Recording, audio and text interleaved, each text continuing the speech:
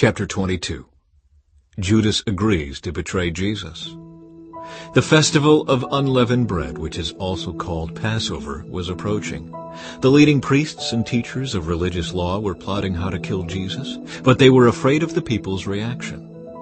Then Satan entered into Judas Iscariot, who was one of the 12 disciples, and he went to the leading priests and captains of the temple guard to discuss the best way to betray Jesus to them. They were delighted, and they promised to give him money. So he agreed and began looking for an opportunity to betray Jesus so they could arrest him when the crowds weren't around. The Last Supper. Now the festival of unleavened bread arrived, when the Passover lamb is sacrificed. Jesus sent Peter and John ahead and said, "Go and prepare the Passover meal, so we can eat it together." "Where do you want us to prepare it?" they asked him. He replied, "As soon as you enter Jerusalem, a man carrying a pitcher of water will meet you. Follow him. At the house he enters, say to the owner, 'The teacher asks, where is the guest room, where I can eat the Passover meal with my disciples?' He will take you upstairs to a large room that is already set up. That is where you should prepare our meal."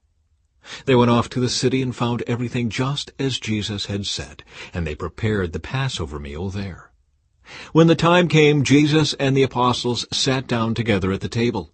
Jesus said, "I have been very eager to eat this Passover meal with you before my suffering begins. For I tell you now that I won't eat this meal again until its meaning is fulfilled in the kingdom of God." Then he took a cup of wine and gave thanks to God for it. Then he said, "Take this and share it among yourselves, for I will not drink wine again until the kingdom of God has come." He took some bread and gave thanks to God for it. Then he broke it in pieces and gave it to the disciples, saying, "This is my body, which is given for you. Do this to remember me."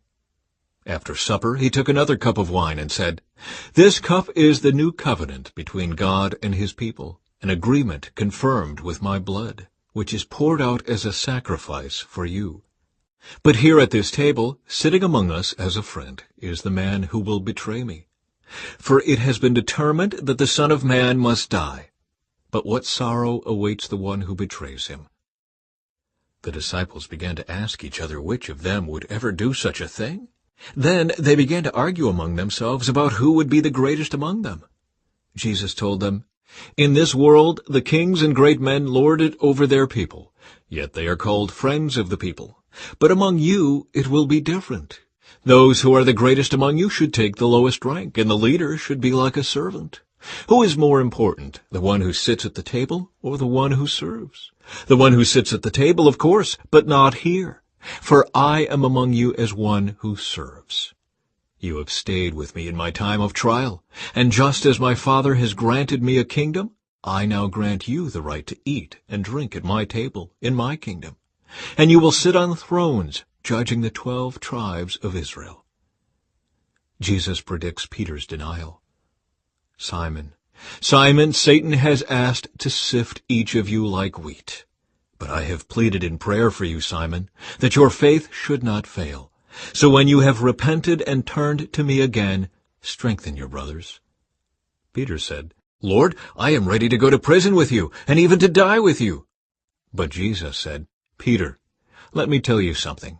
Before the rooster crows tomorrow morning, you will deny 3 times that you even know me." Then Jesus asked them, "When I sent you out to preach the good news, and you did not have money, a traveler's bag, or extra clothing, did you need anything?" "No," they replied. "But now," he said, "take your money and a traveler's bag, and if you don't have a sword, sell your cloak and buy one. For the time has come for this prophecy about me to be fulfilled. He was counted among the rebels. Yes, everything written about me by the prophets will come true." "Look, Lord," they replied, "we have 2 swords among us."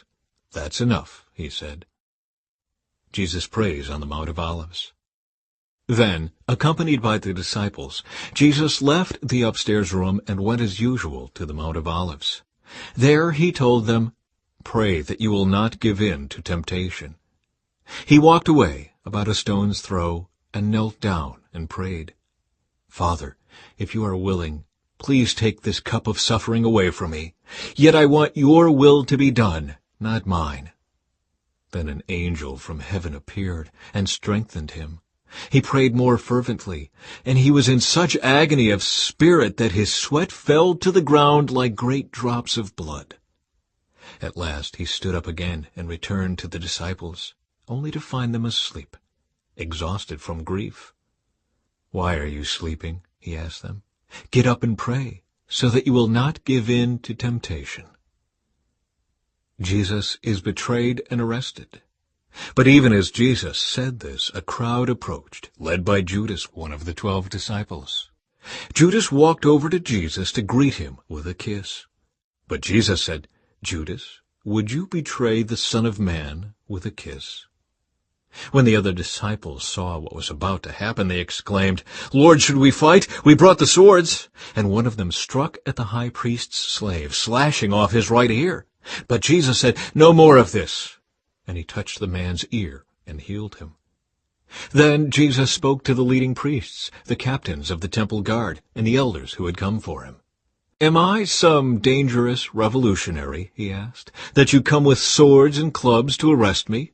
Why didn't you arrest me in the temple? I was there every day. But this is your moment, the time when the power of darkness reigns." Peter denies Jesus. So they arrested him and led him to the high priest's home, and Peter followed at a distance.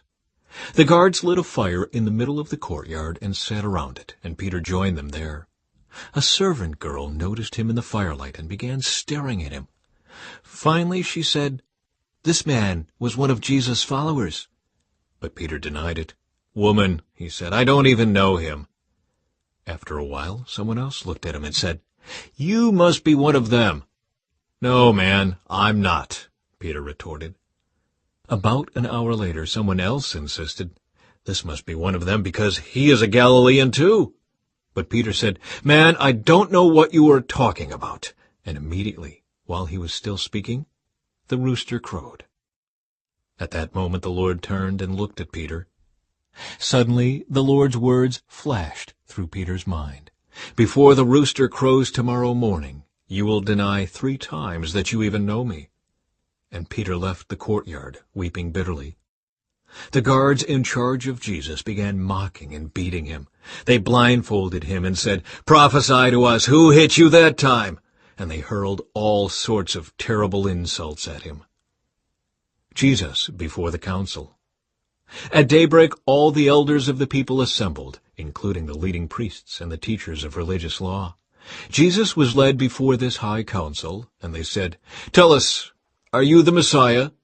But he replied, "If I tell you, you won't believe me, and if I ask you a question, you won't answer. But from now on the Son of Man will be seated in the place of power at God's right hand." They all shouted, "So are you claiming to be the Son of God?" And he replied, "You say that I am." "Why do we need other witnesses?" they said. "We ourselves heard him say it."